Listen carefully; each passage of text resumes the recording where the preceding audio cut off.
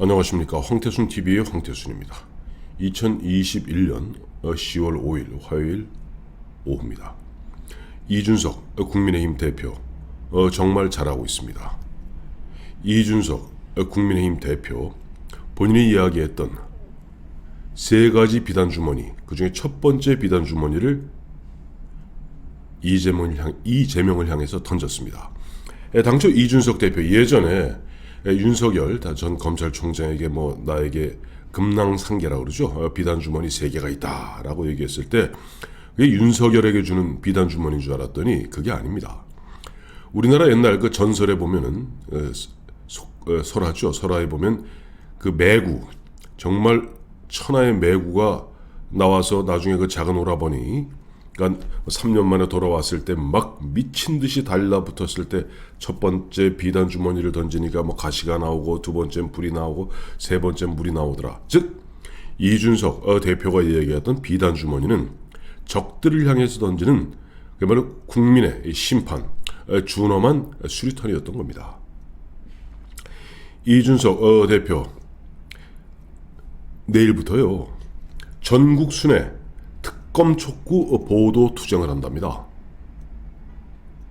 지금 안 그래도 10월 1일부터 좀 20일까지 국정감사 기간입니다만 좀 국정감사 제대로 되고 있지 않습니다. 모든 상임위에서 난장판이죠. 대장동 사건 때문에 난장판입니다. 대장동 게이트, 그야말로 단군 이래 최악의 아수라 게이트, 최악의 복마전 게이트, 최악의 이른바 권력 성남시장, 아수라라는 영화에서는 안남시장이죠. 박성배고 여기에는 성남시장 이재명입니다. 권력을 사유한 자들이, 이권 카르텔, 그들이 국민을 약탈했던 그야말로 이재명 게이트죠. 여기에 대해서 지금 놀랍게도 문재인 대통령 청와대는 입도 뻥끗 안 합니다. 당연하죠. 지금 이재명 슬슬 눈치 보고 있을 텐데요. 이낙연 지금 입은 간질간질한데 더 이상 이야기는 못하고 그저 논평하듯이 아유 큰일 났습니다 한숨만 내쉬고 있습니다. 이런 가운데 이재명은 그야말로 찰거머리같이 찰싹 붙어서 버티게 들어갔습니다. 자, 버티면 된다.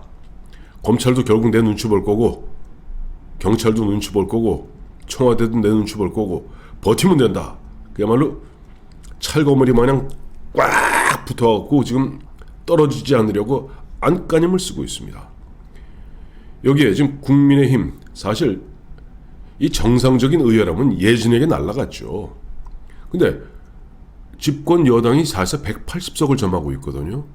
그러니 제대로 진행이 안 되고 그냥 정치 공방만 국정감사장에서 벌어지고 있는 그런 형국입니다. 그런 형국에 이준석 대표, 이준석 대표는 지금 현역이 아니기 때문에 좀 몸이 가볍죠. 또 젊죠.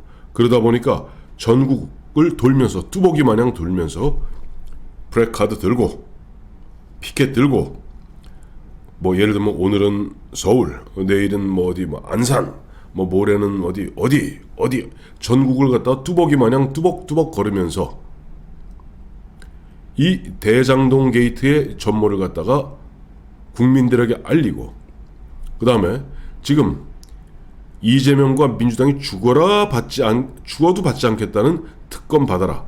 사실 어제도 말씀드렸습니다만 특검 상설특검제가 좀 적용되어 있습니다만은 국회에서 의결을 해야 됩니다. 근데 국회에서 의결할 방법이 없어요. 민주당이 버티는 한.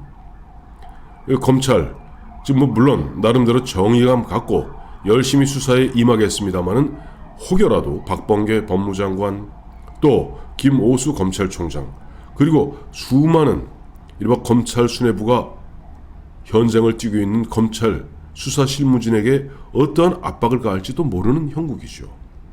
그러면서 버티겠다고 이제 버틸 때까지 버텨보자. 어차피 여기서 자진 사퇴하나, 나중에 수사 받아서 감옥 가나 피장파장인데 그럴 바에는 버틸 때까지 버티다 보면은 어느 순간에 내가 대통령 후보가 되고 대통령이 된다면 다 모든 것 무야시킬 수 있다. 이재명은 그런 계산인 것 같습니다. 근데 여기에 대해서 이준석 대표 앞서 말씀드린 대로 내일부터 전국을 순회하면서 뚜벅이 마냥 뚜벅뚜벅 거리면서 특검을 촉구하는 도보 걸으면서 도보 투쟁을 벌이고 있는데, 그런 가운데도 또 보니까 제가 이제 이준석 대표에게 이 한마디를 갖다가 좀 코멘트를 해드리고 싶어요. 가서 이 사진 나오고 뭐 하는 피켓 들고 그 방방곡곡을 돌아다니면서 이 대장동 게이트의 전모를, 그 전모는 원희룡 전 제주지사 원희룡 후보가 가장 정리를 잘하고 있습니다. 거기에 대해서 그거 좀 알아듣기 쉽게, 일반 국민들 이외에 쉽게 많이 알리시고, 또 특검을 촉구, 뭐 특검 받지 않더라도 계속 촉구를 해야지 검찰도 긴장을 합니다. 그리고 이것이 비록 민주당이 받지 않는다 하더라도 계속 특검을 촉구하고 압박을 가해야만이 뭔가 저쪽에도 균열이 생깁니다. 오늘 그런 대목에서 이준석 대표는 방송, 서울에서 방송 나갔습니다만 각 지역 다닐 때마다 지역에도 굵직굵직한 중소도시 같으면 웬만하면 다 방송이 있습니다. 지방방송, 지역방송이죠. 뭐 대구 같으면 뭐 대구방송, 뭐 부산방송, 뭐 청주방송, 이쪽에서 계속 방송을 통해서 계속 출연하시고, 또 모르겠어요. 아마 저 이준석 대표가 그렇게 이동하기 시작한다부터 유튜브, 뭐 젊은 유튜버들이 또 발랄하니까 가서 많이 찍어서 올리겠죠. 그러나 하여튼 중요한 것은 그때 그 지역에 있는 언론인들과 계속 간담회를 통해서 이 사정을 알리고 특검의 필요성, 뭐 이런 이야기들을 계속 하십시오. 오늘도 보니까 방송 나와서 이런 얘기를 하더라고요. 이준석 대표, 우리 당 어느 의원에게 그 정영학 회계사가 검찰에 제출했다는 19건 녹취록을 전달했다는 설이 있더라. 그건 어제 원희룡 후보도 그 얘기를 했었습니다. 그래서 당 차원에서 그걸 갖고 있다가 검찰이 수사를 갖다가 그야말로 엉망진창 유야무야 하는 듯 마는 듯 하게 되면 그때그때 막 깔 것이다 라고 뭐 예언했습니다만은, 이준석 대표도 사실상 당의 어느 누군가가 그 정영학 녹취록을 갖고 있다는 설이 있다라고 이야기하면서 은근히 검찰을 압박하고 있습니다. 아주 잘하고 있는 거예요. 예전에 민주당이 야당 시절에 보면 그 당시 박박남매가 있었죠. 법사위에 박영선, 또 법사위에 박지원. 특히 박지원 의원 같은 경우는 수많은 정보들이 박지원 의원 쪽으로 쏠립니다. 박영선 의원 쪽으로 쏠립니다. 그걸 갖고 있으면서 검찰이 그냥 적당히 수사를 뭉개려고 들면 그때마다 하나, 둘 카드를 까기 시작합니다. 검찰이 환장할 일이죠. 마찬가지입니다. 이준석 대표도 국민의힘에도 보면 검사 출신, 또 판사 출신, 특히 검사 출신의 판사 출신의 율사 출신의 의원들이 있지 않습니까? 아마 이런 분들이 그와 같은 녹취록을 갖고 있지 않는가 하는 짐작을 하게 합니다. 그러면서 그 다음 말이 중요해요. 아마 민주당 내에도 그와 같은 제보, 즉 정영학 회계사의 19건 녹취록 비롯한 각종 제보가 특정 계파에 들어갔을 것이다. 특정 계파가 어디겠습니까? 추미애겠습니까? 박용진이겠습니까? 아니죠. 이낙연이죠. 이낙연 후보 측에서는 다 알고 있습니다. 웬만한 거 다 알고 있는데, 다만 지금 뭐 판세가 기울은 이 마당에 그거 까봐야 괜히 역적 소리 들으니까 안 까고 그냥 갖고 있는 거죠. 그런데 만약에 이재명 후보가 되었다 하더라도 이 대장동 게이트의 검찰 수사가 유동규를 거쳐서 정진상을 거쳐서 또 언젠가는 미국에 좀 튀어있는 남욱 변호사도 언젠가는 뭐 검찰 같으면 거기 뭐 예를 이런 거 할 수 있잖아요. 여권 갖다가 말소 무효화시키고 그다음 인터폴을 통해서 범죄인 소환을 할 수가 있습니다. 다 언젠가 끌어낼 수 있습니다. 이 진행되는 거 보았을 때 지금 이재명은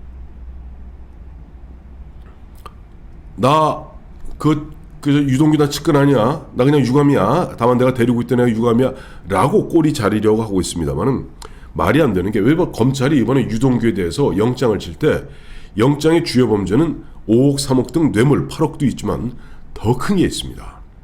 배임입니다. 즉 성남도시개발공사 기획본부장으로서 즉 사장 직무대리로서 SDC 즉 성남도시개발공사에 수천억의 손실을 주었다. 배임입니다. 수천억의 손실. 즉 그와 같은 엉터리. 즉 성남도시개발공사는 죽었다 깨어도 아무리 돈을 예를 들어서 그 대장동 사업에서 10조를 벌었다 하더라도 1822억 외에는 한 푼도 못 갖고 오게 이상한 설계를 만들어서 그 나머지 분을 갖다 몽땅 화천대유한테 넘기도록 즉 성남도시개발공사가 왕창 손해보도록 그와 같은 그렇게 집행했다는 건데 문제는 그것 같은 영장이 적시했다는 겁니다. 그런데 한번 보여드리겠습니다만은 이재명 씨 뭐라고 그랬어요? 지난 9월 14일 날 대장동 개발의 설계자는 자기라고 그랬습니다. 그 설계라는 것이 인허가 우선 땅 수용하고 헐값에 관의 힘을 빌려서 원 땅 주인들에게 3분의 1 가격으로 600만 원짜리 땅을 갖다가 200만 원에 강제로 뺐다시피 했다는 거 아닙니까? 이 설계하고 인허가 어떤 업체를 갖다가 우선 협상 대상자 즉 이 성남의 뜰 고재환 변호사가 대표로 있다는 성남의 뜰 거기에 보면 화천대유 포함되어 있는 이들에게 우선 협상 대상에 특혜를 주는 인허가의 문제 그리고 그것이 집행되는 가운데 돈이 1822억 외에는 성남도시개발공사에서는 한 푼도 못 갖고 가도록 그 설계한 장본인은 바로 이재명 씨 본인이 이야기한 대로 자기입니다. 이런 걸 우리 흔히 이제 공동 정범 내지는 유동규는 종범이고 이재명이 정범일 수 있죠. 자, 이 부분은 앞으로 이제 검찰이 파헤쳐야 될 부분인데 아무래도 지금 검찰 지난 추미애, 박범계에 이어지는 이 일련의 과정에서 또 이성윤 당시 서울중앙지검장 현재 김호수 검찰총장 그다음 뭐 진혜원 검사니 박은정 검사니 이 검사들 국민들에게 너무나 큰 불신을 주었죠. 물론 2200명이 넘는 대한민국 검사 전체가 그렇다는 건 절대 아닙니다. 그러나 일부 권력의 주구 노릇하는 일부 정치검사들이 있습니다. 이들이 어떤 회방을 놓을지 모르죠. 그런데 지금 이준석 대표는 이재명, 유동규 나왔으니 너 스스로 셀프 봉고파지 가고 지난번에 이준석 대표한테 봉고파지 간다. 김기현 원내대표에게는 봉고파지 플러스 위리안치 시키겠다. 뭐 이렇게 어줍지 않게 보면은 기세를 떨지 않았습니까? 이재명, 네 스스로 셀프 봉고파지 가고 스스로 위리안치 해라. 라고 콕콕콕 짚어가면서 이제 마침 지금 보면 오늘이 이제 5일이니까 지금 1일부터 국정감사 초반부입니다. 여기서 쫙 달라붙어서 절대 떨어지지 않으려고 그야말로 방어에 들어간 철통 방어에 들어간 이재명. 어쨌든 틈을 벌리기 위해서는 국민 여론을 갖다가 환기해야 되고 무엇보다도 사실은 이낙연과 민주당 내 반 이재명파를 조금 추동해야 됩니다. 그래서 이재명파와 반 이재명파가 틈이 벌어지도록 언젠가는 반 이재명파에서 자신들이 갖고 있던 이재명 X파일이 무더기로 나오고 그런 가운데 더 이상 이재명 후보로는 대선 치를 수 없다는 그런 분위기가 형성되면서 자연스럽게 당헌 104조에 의해서 이재명을 갖다가 봉고파직 즉 후보 선출을 무효화시키고 2등인 이재명 시간이 없으니까 2등이었던 이재명 예비 후보를 후보로 선정하는 제가 어제도 비워드렸습니다만 1988년 서울 올림픽 때 100m 벤 존슨 캐나다의 벤 존슨이 1등했고 칼 루이스가 2등했습니다.